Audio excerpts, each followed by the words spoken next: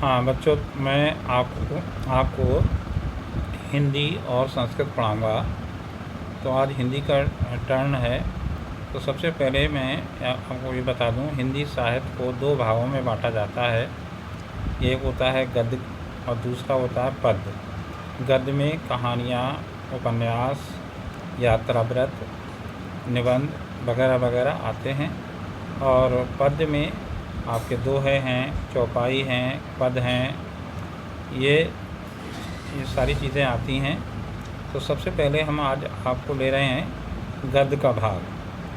तो इससे संबंधित कुछ जानकारी देना अनिवार्य है। तो सबसे पहले हम लेते हैं हिंदी गद्य पर आधारित प्रश्न। हिंदी गद्य की विधाएं पहले लेते हैं, यानी forms of Hindi prose. Hindi गद्य की विधाओं को दो वर्गों में बांटा जाता है। नंबर 1 हिंदी गद्य की प्रमुख विधाएं। नंबर 2 हिंदी गद्य की गौड़ या प्रकीर्ण विधाएं। हिंदी गद्य की प्रमुख विधाएं पहले लेते हैं। इसमें पहला निबंध। निबंध उस गद्य रचना को कहते हैं जिसमें सीमित आकार के भीतर किसी विषय का वर्णन किया जाता है। निबंध मुख्यतः 4 प्रकार के होते हैं: वर्णनात्मक, विवरणात्मक, विचारात्मक, भावात्मक। कहानी। नंबर 2 कहानी जीवन के किसी मार्मिक तथ्य को नाटकीय प्रभाव के साथ व्यक्त करने वाली अपने में पूर्ण कलात्मक रचना को कहानी कहते हैं। अब तीसरे नंबर पे आता है उपन्यास। उपन्यास गद्य साहित्य की वह कलात्मक विधा है जो मनुष्य को उसकी समग्रता में व्यक्त करने में समर्थ है।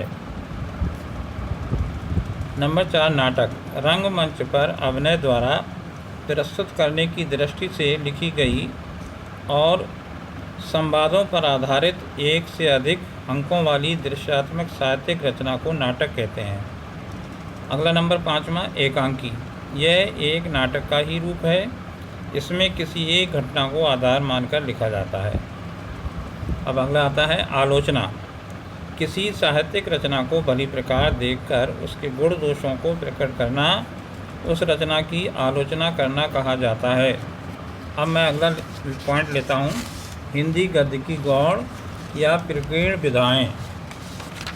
इसमें सबसे पहला पॉइंट है आपका जीवनी। इसमें किसी महापुरुष या विख्यात व्यक्ति की जीवन की घटनाओं का वर्णन इस ढंग से किया जाता है जिससे उसका व्यक्तित्व निखर उठे। दूसरी है आत्मकथा। इसमें लेखक अपने जीवन की महत्वपूर्ण घटनाओं पर अपनी प्रतिक्रिया व्यक्त करता है। तीसरा है यात्रावृत।